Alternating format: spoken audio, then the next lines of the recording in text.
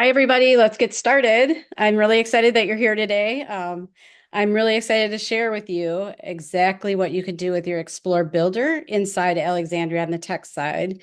You're going to see ways to make it customizable to your needs as a librarian, as your district needs. And it really is unlimited. I guess up to your imagination, like what you can do with these Explore Builder panes. And so let's get started. My fascination with them kind of started during COVID when we were restricted from being in the library. And I thought really needed to harness technology and do more with the program itself to excite learners. And so, like building awesome book experiences and creating more searchables that would really showcase like what is inside the library. So things like that are things that we're going to look at today. We're going to look at just the opening of the program itself. And I'm going to start with, this is actually an overview of some of the things that we can do with Explore Builder. So these, when you're opening your researcher page, these are Explore panes that are featured. And so you really can see how even on the researcher side that you can edit these to be a little bit more dynamic. Like I can add, if I'm a Sora participant, I can add that link and all of the books will infiltrate, or I can program it to go to our specific Sora for people to utilize. So as a librarian, I have those actionable steps that I can do to activate the patron. And so you can also see that I can actually decide to pull back on some of those and feature maybe district resources on that page. So these are a little bit bigger views. So you'll see this is the one that we're going to be looking at today.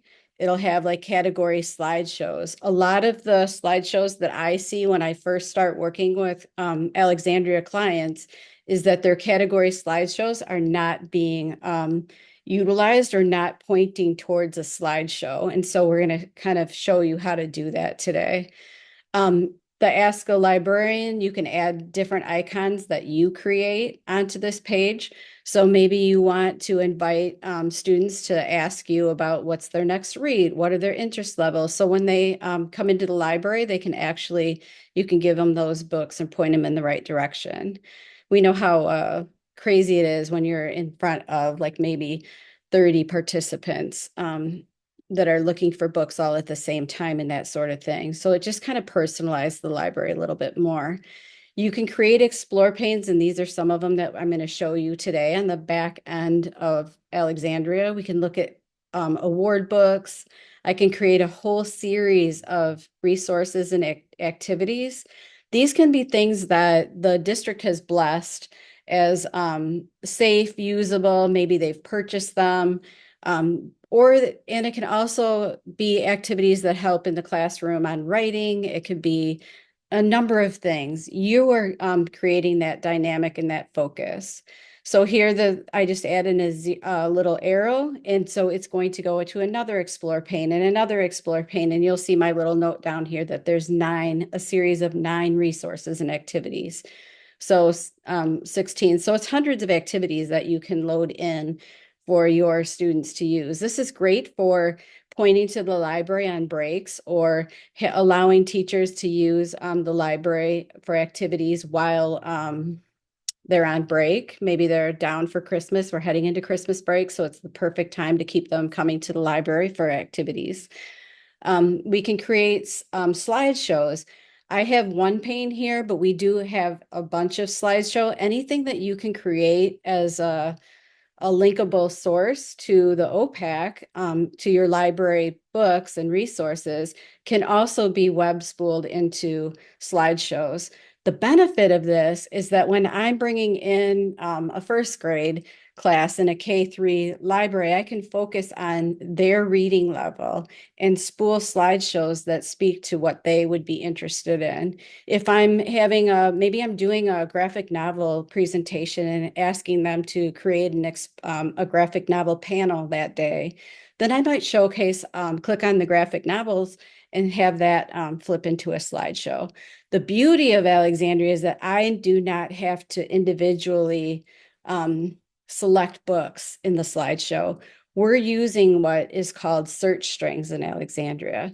So I'm just going to click that now so that you can see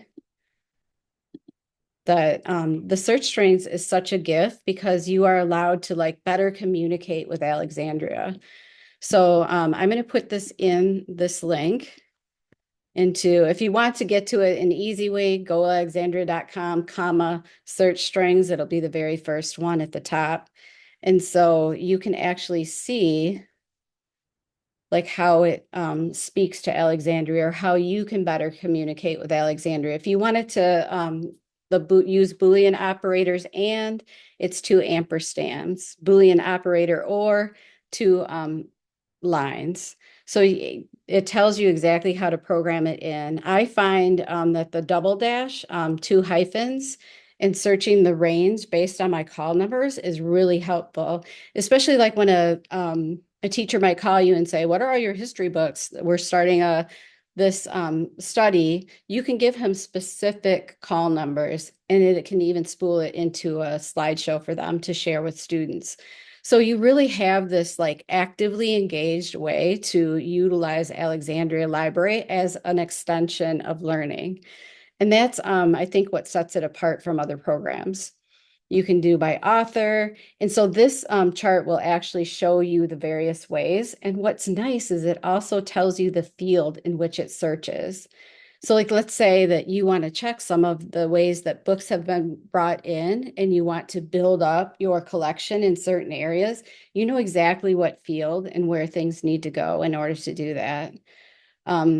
The one that I really like too, and more recently, or as a like a reading, working with reading specialists and that sort of thing, is to actually do study programs. So you can actually say, I want to look at this area of the library, and I want it to be at this reading level. So there you are for that Boolean operator, ampersand, excuse me. And you can really pinpoint exactly what you're trying to target. That's super powerful. So subject words, titles, call numbers, the list is pretty much endless. So let's look at the library itself. So this is the library that I showed you in one of the demos. So here is so we could look at Dewey. And when you look at this, you actually are going right into that area of the Dewey, and it's going to showcase all of those resources. I can click my find more, obviously, and keep looking. Not sure why that didn't copy through. But this gives you different ways to look. So that is an explore pane. If I want to go to category slideshows, I can program this button to go to one slideshow that spools maybe all of the resources that I've introduced during this school year so far. Or I can bring them to another explore pane that goes to specific areas. So maybe I want to feature all the chapter books that are in the library. We have a goal as a district to increase the chapter book leveled readers by 2 grade levels. And so just looking at like, what can we do to further that district goal? And this is super cool to have this up and on the monitor in 5 seconds or less, right? When your class is coming in. And then you have all the kids staring at the monitor going, I'm going to get that one out. I'm going to get that one out. And it just makes our job so much easier. So it's hugely beneficial to like set this all up, and you can exchange it out as needed or as you want to. Another thing to think about is like award books. You can feature all the award books that are in the library. You can go do it by the medal. So you can see some of the Boolean operators coming into play on the search level. And so it will just show you a lot of the books that are in the library, as well as give a little mini summary. So that you can actually take these and you can duplicate the same show, and you can create those as slideshows too. So you have a lot of flexibility in what you showcase in Alexandria. One of my favorites is to I actually serialized our entire collection in a few libraries. And so what happens then is that students can come in and see exactly what's available by the book series. When they click on it, it gives them the list of the books. And it'll also share the genre or the number. So it's number 4 in the series, it's number 6 in the series. And so it tells them what they need to look at and read next. This can go on throughout the whole library. You can even start it with picture books. You're really in control of what you showcase and how you showcase it. But it's really exciting for readers to look through little grade levels. I think like your K3, really fun to place this below maybe a genre search or maybe subject search, and have kids like look and decide what they want to get out in the library. Makes it really exciting for them. But you can do whatever you wanted to as far as that goes. We can also showcase many of the online activities. This was what you saw in the different areas. So I'm featuring some of the things that I'm encouraging teachers to use in the classroom, typing.com, NitroType. It's a really great, getting the speed of typing up. Teachers might use Storyboard that to instead of having an essay due, they ask for a graphic novel panel or a graphic novel story. Super huge. I mean, if you've never been in the classroom and make that shift from you're going to write an essay or you're going to draw this graphic novel for me, I mean, it's just really, I can hear it right now, all the excitement and cheers and that sort of thing. Maybe as a district, you're looking to do more with coding. You can look at some of the coding resources and feature them all in one pane. These can be shifted around and rearranged in any way you prefer.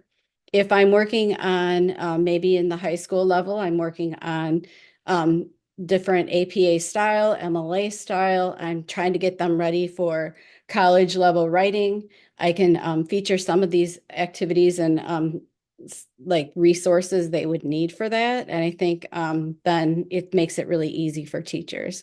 So when we create panes, it's really exciting to say, what is the need of my teachers and how can I meet that need and not even have to enter the classroom? And I think that's where, we really began to streamline efficiencies and make ourselves as librarians a better resource in the whole district wide. So this these kind of activities are just wonderful to utilize and work with. I'm going to take you back to the source. And now I really want to look into the, this is an example of one of the slideshows. I should show you how easily that is. Here's let's go to graphic novels. And here's just some of them that are available. So it makes it really fun. If we look at the back end of Alexandria, you'll see that I have 148 panes featured here. And so you'll see here's the original ALEX technology with the dot featured, and then a new ExploreBuilder that I created. And so when you go to that resource, I'm going to show you what that might look like. So this is about 20 panes that are specifically targeting my Dewey system and how I wanted to feature it. I serialized the whole thing, so you'll see that 30 is weird. You'll see how it's customized a little bit by the shareables. So Battle Royale, that's going to show you all the battle books that are available. And sometimes, because I really want to feature things that I'm suggesting are really good in that area of Dewey, so then I'm just bringing up books that they might like to resource within my pane. So at times I just drop in the cover art instead of an icon or topic. And so that's easily doable too. here are a great series. So it's just fun to be able to do some of that stuff. Just going to take you through some of them. Earth for littles is really a fun activity. Big book experiments for your middle school learners is fun. The whole Don Brown series of books. Jason Chin's all of his topics. So also what's interesting here is if I have an author that I really love, but it happens, one of his books happens to fall in this series, I might do this as a author. So all of his author books will come up versus just showing what's in the 570 range. So you can adjust and do a little bit different kind of searches here too. And we'll look at that in a few minutes. But you can see how it just really gives that like kind of a toss up between, you know, here's the just all icons and then some of the resources that I prefer. It just helps personalize the library a little bit more.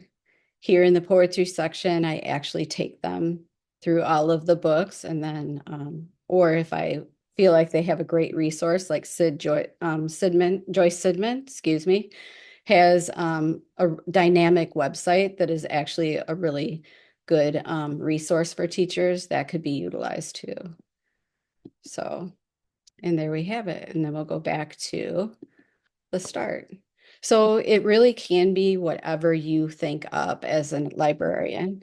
So here is the back end of it. So we go into ExploreBuilder and we can just key it in there. And then we'll bring us back into this area of the website.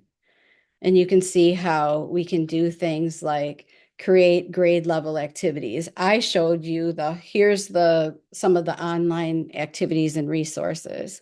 But if we were more sensitive to making available only those resources that are appropriate by the grade level, we can do that too. And so when we are working in Explore panes, we can actually create actionable things. We can say there's no action. Maybe I only have the first grade done. So the rest of these grades are going to show none. Or I say, I display a message and just say coming soon. So that students or whoever's looking at this, if I would put it out there, let's say I only have 10th grade, 11th grade, and 12th grade activities to collect, I can just say I'm collecting those still, and I can activate the whole pane for those that are in 1st through 8th or 1st through 10th grade. So that makes it really nice to be working with. Another thing that I can open it to a URL. So if I had a 1st grade activity that wanted to be like, let's say the whole school decides on an activity for that by the grade level, I think that you can send it out and then you can program this in to go directly to a specific activity for that Friday's work. So it's really fun how you, and it could be like instead of grade level, it would be Fun Friday activities. And then every grade level would have a different activity for that Fun Friday. So there's just a lot of different things that you can do with these. I wouldn't use a perform search, or I can go to a pane. So in each of these, like the grade level activities in 1st grade, I'm going to revert this. You'll see how I am taking them to the pane. So I would select that 1st grade activity and I wait for it to come up here. And then I think it's because it's already connected. And then and then it will be available. So then when I click on it, it's going to take them to all the resources that are appropriate for that grade level, which is really fun. Once these are programmed in, they're usable throughout the year and only would have to be reviewed and edited occasionally. You can also use ExploreBuilder to collect icons that you might use later on. And the reason that this is really fun is because when you are rearranging, or if let's say you want to change something, you can actually go down here and you can say, this is the pane that I'm working on, but I want to copy something from another pane. And so I can actually take something in my collection and I could drop it in. Let's say I want something, I want to like replace something out. I would just put it over it and it will replace it out. So it's really nice to be able to do some of that stuff. Comes in really handy when you're doing your series titles and you go, oh my gosh, I forgot. And I have a C level, a C series, and I've already um, shifted everything. So you can actually put it back in there and use that copy from pane. So again, it's like you're on the pane that you want to edit to, you copy pane, and then you can pull and drop in. You can decide down here, you can say, I just want the icon. Maybe you're not going to the same resource, or I can say, I want the action and the icon. So it's just something to keep in mind as you're editing in some of your things. The other thing that we can do if we're really a district who's focusing on reading, which most districts are this year, given the slide, so we can actually program our buttons to show AR. When I showed you that search string, and I will follow up and give you links for all of this, you can actually put in the program code. This is so program code 1 is AR. And then I tell them exactly what reading level I want. So this is 2, this is 3. Do you see how easy it is to program that in? If I was to create a slideshow for this, I can actually program it in and it's going to stay there, which means that I can also go down and I'm going to revert this and I can show you that then this one will open to the OPAC. But if I show slideshows, it's the same exact thing, but now AR2 is going to show you the books in the library that are for that specific grade level or that specific AR level, which is super helpful for interventionists. Maybe you have paras that are reading with an intervention student to supplement reading goals. So it really does become a really great tool. Let's go back here a little bit. We can do slideshows that for the awards books. So you can see how this now is going to spool into a slideshow. And so it shows, it's a little more dynamic, right? So if you were a teacher in the classroom and you really wanted to showcase some of the awards, maybe it's just after the new selection and things like that, and you've downloaded a lot of the new award books, and then you can ask teachers to feature some of these books in the classroom to excite readers for that. So it's just a way to like better communicate without having to do a lot of going through visiting classrooms and things like that. I can do the same thing with Lexile levels, so or other reading programs. So you can actually just program them in, and then you'll see how it's going to feature some of the books that are available in those categories. So really fun stuff.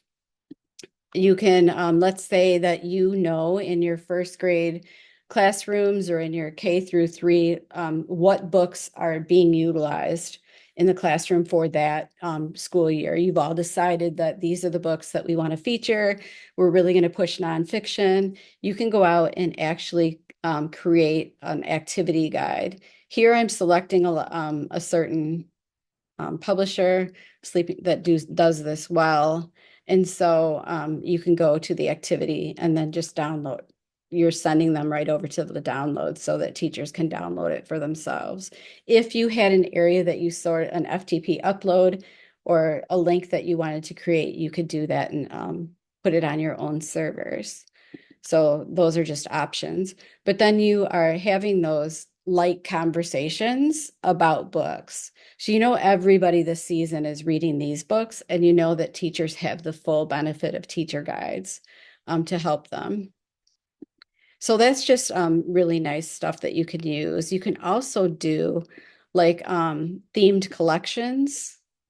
So if you have history months, Women History Month, Irish, Jewish, American Indian, so you can actually have these come up and do a search for them. You're just doing a search through the OPAC. So it's going to come up and give you all of the Native American history books that are available. And you can specify fiction and nonfiction. You can use your ampersand if you want both to come up. You really can decide for yourself what you want to spool in. That's the beauty of using those search strings to communicate with your ALEX. Another one of my favorite was Jason Reynolds when he came up with the right. He actually just does these little mini videos that are like overviews. So this is a really fun thing that you as a librarian can go, oh, let's all do a fun Friday in a middle school and do these activities. This week we'll do respond to art, or you can give it a voice and choice and let kids decide what they want to do. I mean, how fun is it for students to create a video game with a really prolific author? So just coming up with ideas that you can utilize to create these explore paints. And if there's more than 16, hey, bring them to the rest of them on a new explore pane. If I needed to continue, I would just add that little arrow button and keep going. So it just makes it a lot of fun. And I hope you get excited, like just seeing some of these things. I'm going to show you now like the backside of some of the things that we saw earlier. So these were some of the series titles. It's a little slow shifting right now. We'll just wait a second.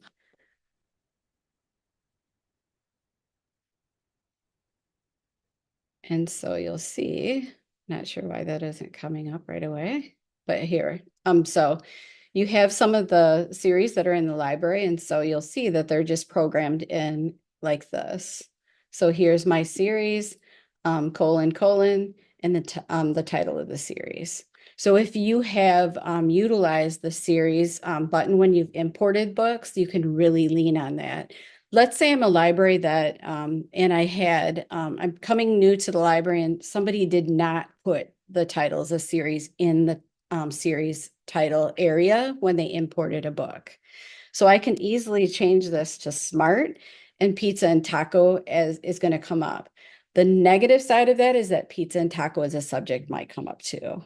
But it's just another option. And so you can see the benefits of utilizing and keeping on top of your text side of the library. I'm going to just revert that. Everything's up. But that kind of shows you how you would do anything. Again, if I wanted to copy from, let's say I decide, oh, I don't really want Boxcar Children in there, or I want to change out that cover, I might have it available on another slide. I can say copy from pane, and then I can go to that, that section, and then I can just shift it up there. I'm going to replace the same one just as an example, but you really can do whatever. And if I just want to change the icon, I don't need to change the link. I would just click that one. It's just going to move the book only. So that's really nice. But these are ways that you can just do so much more. And then here's some of the resources that we looked at. So here's, oh, let's close this. And let's go to resources. I have them as as buttons. I would use these more for the middle school level. And I also have resources as icons. So I can change them out. If I'm my K3 library, I might just use icons. And on my middle school library, I might use buttons. So it's just a personal preference. If I had specific district level materials that we've purchased and we want teachers to utilize, I might come up with a whole school resource section.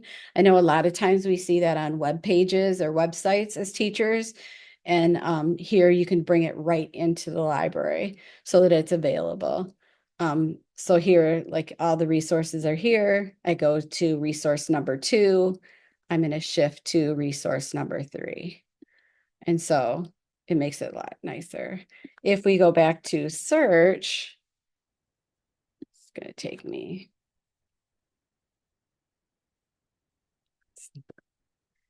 It's got a great memory. So if I go to my search, I can see how now I can import them on any kind of resource page or researcher page. I can import an explore pane on the top and on the bottom. So here I've put in my district resources, and then I can say more and more. And so all of my teachers, everybody throughout the district has access to this through my library.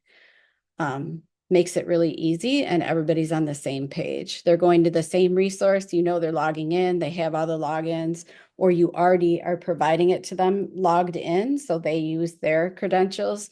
Whatever you need to do is an option for you. If I want to change these, I would go to the central factory of Alexandria, and I'm going to go to the builder. And I love this feature of the new update because it puts everything when you are in display mode in one area. I can see all of the researcher hubs and the colorization that's used. And here I can choose the explore panes that I want. Let's say instead of school resources, I want to shift to the series titles. So then I'm just going to go to series titles. I'm going to start with, let's see if it'll go to 1. Yeah, it is going to 1. Okay. So then we're going to hit save for that. And let's say instead of genre buttons, I want to feature my nonfiction.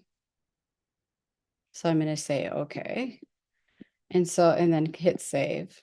And so now when I go to my Alexandria and I bring up my search, you're going to see that it's changed out what I'm doing. What's super cool about this is that when you have what you create as a librarian can be shared from one library to another.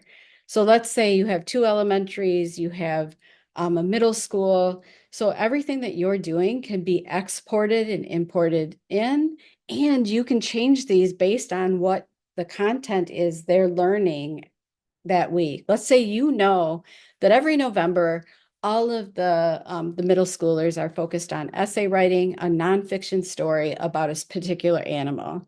So then you can focus, one of your explore builders might be the nonfiction, or we take them to ExploreBuilder, and this would give them all of the topics that are available to them in nonfiction as a resource. Or I can bring up just the 500 level underneath here so that all of my students have easy access to that material, and the teacher can use this to share with students inside the classroom. How nice is that, right? So I can really move around content fast, and I can bring up a better book experience, just creating a better book experience. I'm going to go back to ExploreBuilder here.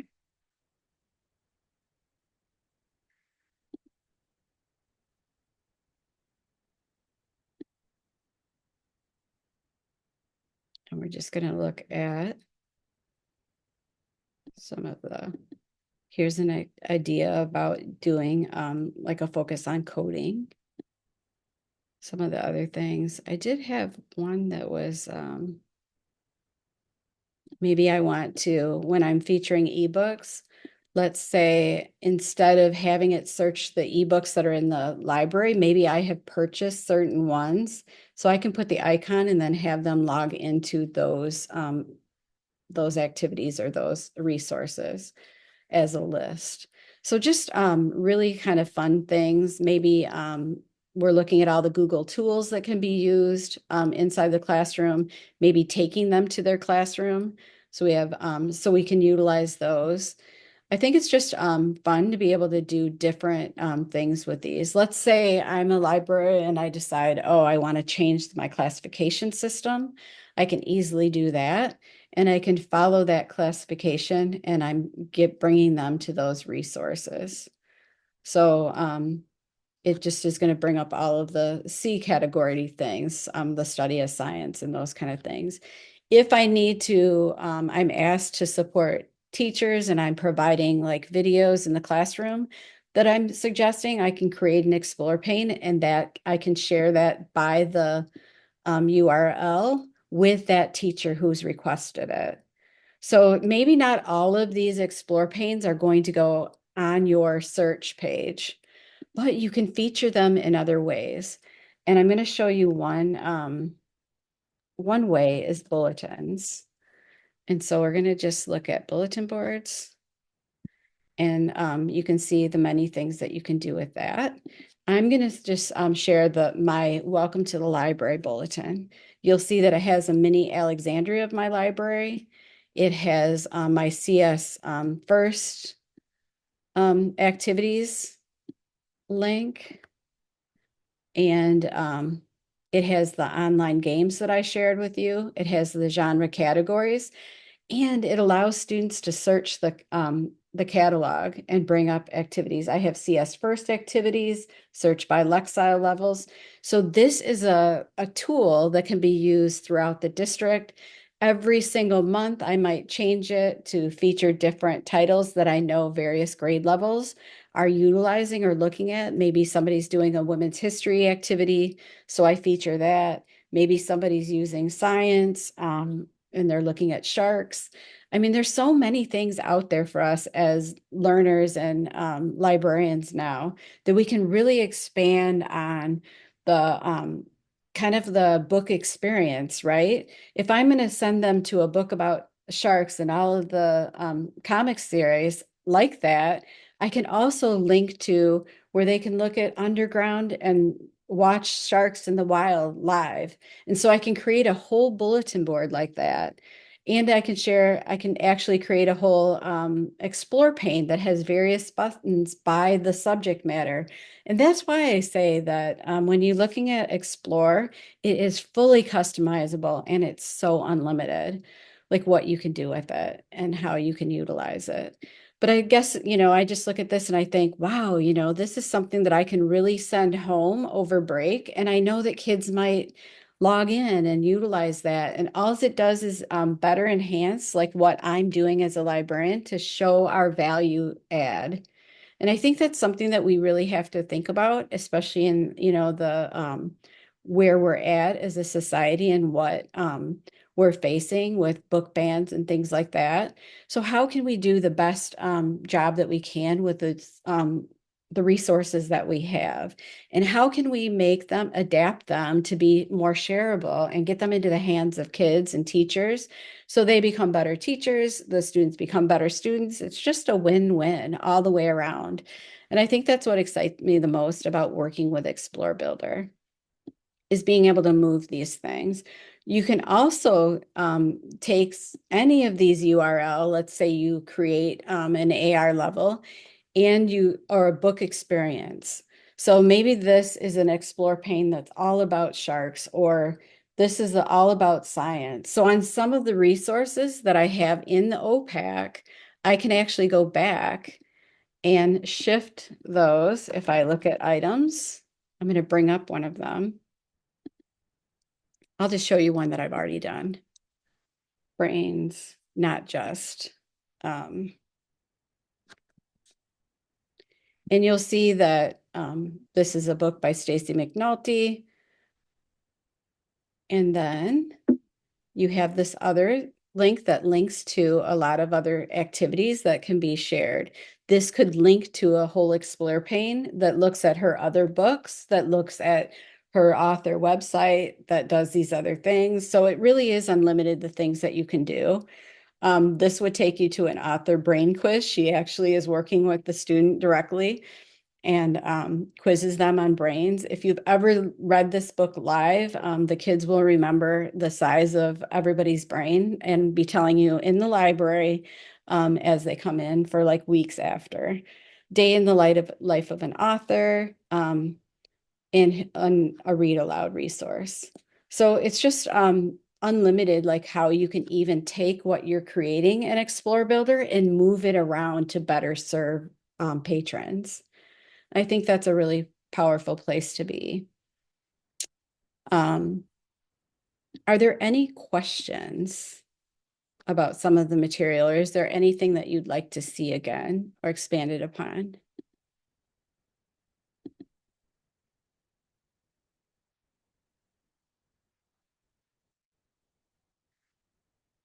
Oh. Yes, this is being recorded so that you can review it later. And I think that when you are in your resource page, typically, typically it's going to have the 8 icon view, and then there is a customizing your Explore will allow you to do more with it. So because you're a participant in the webinar, I am giving you access to a lot of the Explore panes that I've created so that you can export them, and I can send them to you and you can import them.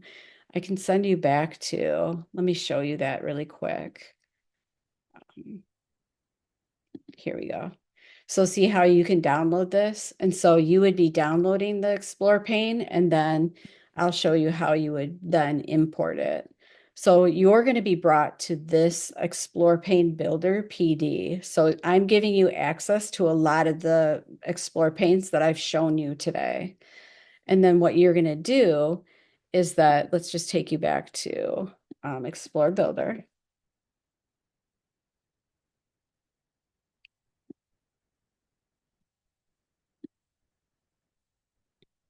And what you're going to do is you're going to go to the little cog down here. And you can either, if you're working with another district and you want to share a resource, you would export. But I'm going to select import. So I'm going to choose a file, and then I'm going to import it into my library. I'm not going to do it right now, but you can easily, that's how you would do it. I would send you, you would go to that resource and you're going to copy it to your machine, and then you're going to select this import, find the file, and then you're just going to, the OK will light up. You click that, and then it'll appear in this, your menu. And then what you need to know too is that a lot of times when you're copying from school to school, especially for like slideshows and things like that, I want to show you like what some of this looks like. So for the Jean Newberry, it's telling me this is my Alex library, but you guys all have different URLs. So what you would do is you would change this to your library URL, and then you're going to change your site code, and then my slideshow would then work for your library, which is pretty cool, right?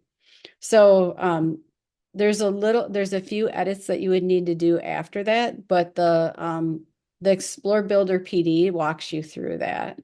You'll see that I have instructions exactly how to go about uploading and importing that. And so you're going to try it on your own. If you needed any other assistance, you would just reach out to me and I would be happy to help you with it.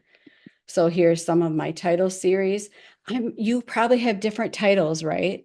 But at least it's a shortcut to getting started. You can delete out the ones that you don't have and fill them in with series that you do have in your library.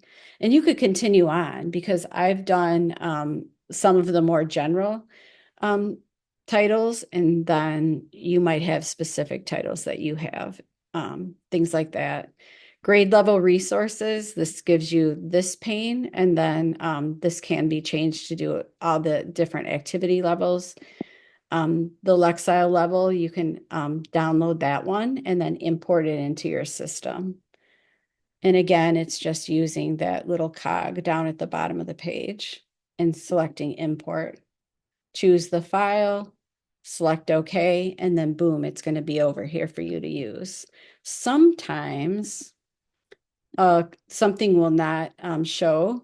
And so you can say select or show all views. Let me see if we can get it to do that. Award books. So we have 5 of them. Nope, it's not going to come up. But these are how I've done the award books. So here's the first award books. This is the more traditional one. This one is going to search the OPAC, and then this one is the exact same, but now it's going to spool into slideshows. So now I just coded it for myself so I know the difference. So if I think it's better to send a teacher slideshows versus a search to the OPAC, I can easily do that by sending the URL. So it's pretty cool. Are there any other questions today? I'm going to check my Q&A. All right. Is there more, is there a way to have more than 100 items in a slideshow? You know what, Teresa, I will look into that for you. It's a question I haven't looked into. I would imagine that you could, but I'm not certain, so I will check. And so I'm going to send you to that page that I just showed you. It's just called the ExploreBuilder PD. And so that would just be, you're going to go onto that, you're going to download those files, and then you're going to import them into your system. And then check, like if it's a URL and it's specifying my library as Alex, Go Alexandria, you need to change it to your library. So you'll still have to look at some of those things. Yes, I did make the logo that says library catalog. So you could easily do the same thing. If you have not had the opportunity to change out your Alex to be an icon, I will send you that information. It's so easy and it's so fun. Kids really relate to it and enjoy it and things like that. You can do like your school logo on there. I've done that with a lot of the libraries that we serve. So, oh, and somebody's asking what the passcode is for the Go Alexandria. And I will send that to you as a follow-up to the webinar and not post it right here. So thanks so much, you guys. Are there other questions that you might have for me while we're online, or did you want to see something again, or?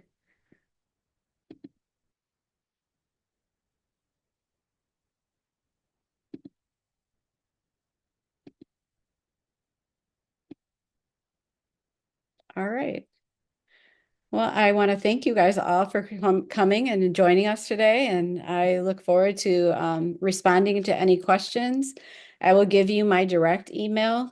I do upload and customize these panes for you as a service. It is a paid service as the virtual librarian.